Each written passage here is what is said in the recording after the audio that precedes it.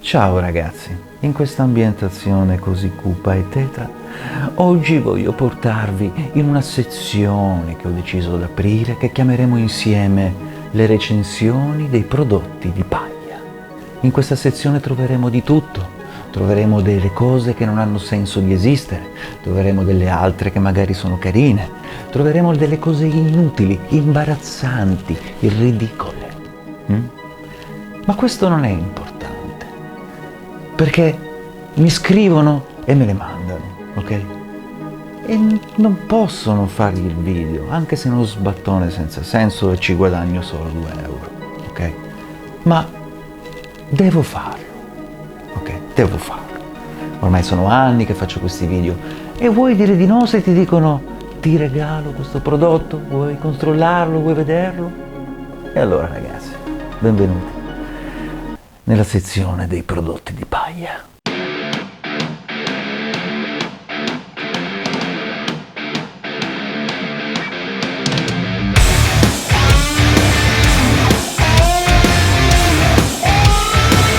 Allora ragazzi, come avete visto dal titolo, oggi andiamo a parlare di questa scatolina, il T-Motor FT5. È nato come nome di un frame. Loro cosa hanno fatto in questa versione, che è quella che io ho qua, hanno fatto una versione plug and play, quindi un drone completo già montato, ok? Che è quello che vedete qua. Praticamente qua non c'è da fare assolutamente niente, è già tutto quanto montato, saldato. L'unica cosa che dovete fare è avere una radio e una ricevente. Nel mio caso io ad esempio uso il Crossfire e sono andato a montare la ricevente del Crossfire. Il frame in sé non si presenta male, ok? Il carbonio sembra esteticamente buono. Ora ovviamente io dico esteticamente e poi magari dentro è colla o c'è la cartapesta, io questo non lo so e si scoprirà solo vivendo. Posso dire subito che questi due scassi che ci sono sotto sul frontale secondo me sono veramente portano la rottura a dietro l'angolo. Il frame in sé viene dato con tutti i supporti in TPU, che sono quelli arancioni che vedete qua, sia per le braccia sia il paracolpi frontale, sia il mount per l'antenna della trasmittente video e della ricevente del Crossfire. Le eliche che potete montare su questo frame sono da massimo 5 pollici, ok? Quindi il 6 pollici non ci va. La cosa innovativa di questo frame è che hanno messo uno sportellino superiore che è possibile togliere togliendo soltanto 2 viti. Questo vi permette di andare a lavorare sull'FC nel caso doveste fare dei lavori senza smontare tutto. Diciamo questa cosa è carina, ma in realtà non serve praticamente a nulla. Perché? Vi spiego perché. Perché la maggior parte delle volte che smontate sopra è perché o dovete andare a lavorare sulla camera o perché dovete andare a lavorare sulla VTX, che sono le due cose che principalmente si rompono. Diciamo che nel centro si va raramente.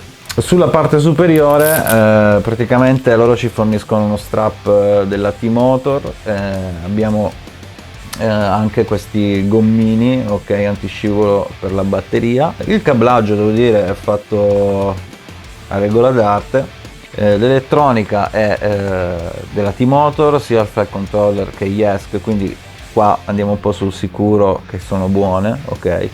Mentre invece questa versione in particolare, che è la versione 6S, mi è stata fornita con dei Velox, ok, i motori Velox sono dei 2206, quindi quelli meno potenti, da 1950 girivolt. Io ho avuto modo di provare i 2207 ed erano sufficienti. Questi secondo me non ci stanno, però comunque ragazzi stiamo parlando di un prodotto che costa relativamente poco. Nel mio specifico caso, adesso quello che vedete qua monta questa camera, che non è quella che trovate nel caso volete prendere questo drone, ma è la mia personale perché non me l'hanno mandata e quindi ho messo una mia Foxeer Predator.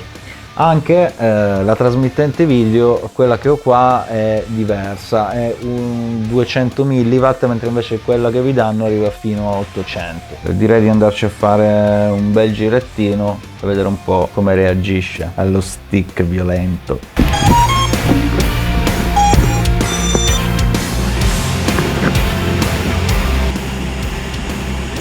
Andiamo a capire un pochettino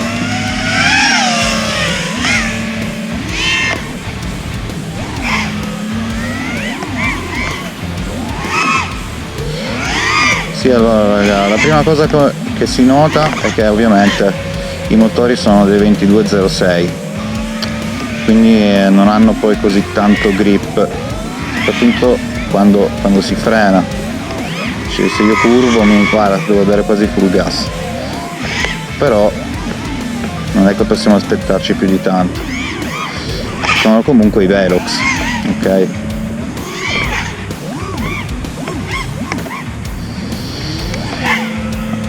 Allora, per capire un pochettino di più sul frame, direi di fare un bel cruise, così vediamo se ha problemi di risonanze strane. Per farlo semplice usiamo il gas più o meno a metà, così, e andiamo semplicemente dritto, così, e poi andiamo a analizzare il video. Vorrei dire stupidaggini, ma già dall'occhiale mi sembra che non sia un granché. Poi lo vediamo dopo in ufficio se così si può dire. Sì, comunque le risonanze si notano, guardate qualche roba. Allora io ho montato esattamente tutto quello come lo monto sul mio frame poi alla fine. Quindi lo stesso camera mount, la stessa camera. Ho fatto il PID solo di questo drone. Ma vi assicuro che se andiamo a vedere quelle risonanze sul video non sono sicuramente i PID. 2 minuti.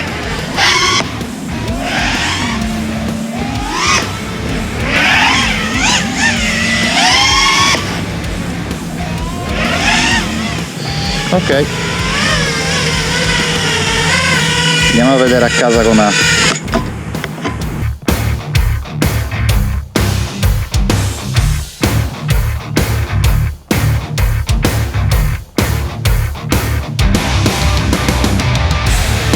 Allora ragazzi, il risultato è quello che è. I motori non sono poi così tanto potenti, ma me l'aspettavo perché sono dei 2206, comunque sono quella della fascia più economica che si trovano, se non sbaglio costano 10 euro l'uno o qualcosa del genere. La trasmittente video avevo problemi quando mi sono allontanato, ma perché qua a me mi hanno dato la versione 200 mW, quelle che comprate arrivano fino a 800 mW, quindi sicuramente questo problema non ci sarà. Nel video degli occhiali avevo l'impressione che ci fossero delle risonanze, ok? Tant'è che le vedevo, però stranamente sulla GoPro in realtà non avevo niente, ok? Quindi questa è sicuramente una cosa positiva. A chi è adatta sta roba? Sta roba è adatta a chi magari viene dal simulatore, vuole cominciare, non ha voglia di mettersi là a montarsi un drone e magari non è capace, ok? Non ha nessuno che lo può aiutare o cose varie, allora si compra una cosa già fatta. Il mio consiglio sempre è fatevela, anche se costa di più farla perché si imparano molte più cose. Però per chi non ha voglia di fare queste cose qua, diciamo che questa è una roba che funziona poi alla fine. Le versioni sono varie, adesso andiamo a vederle insieme un attimo. C'è la versione 4S e costa sui 170 euro. Abbiamo la versione 6S con i motori 2207, quindi già secondo me questi sono più potenti di questi che ho utilizzato io, sui 200 euro. E poi abbiamo la versione HD, se avete i DJI Google in HD, questa costa di più, sui 370 euro, qualcosa del genere. Trovate tutti i link nelle descrizioni, mi sono fatto dare anche degli sconti così almeno viene anche una cosa a vantaggio vostro. E niente, se avete bisogno inoltre di consigli su che radio posso abbinarci nel caso non ce l'avete o cose varie, guardate nelle descrizioni perché trovate anche, li metto sempre in tutti i video, i link delle radio o consigli di prodotti che potete prendere che vi possono servire. Detto questo ragazzi, la nostra recensione di paglia finisce qua e ci vediamo alle prossime pagliacciate.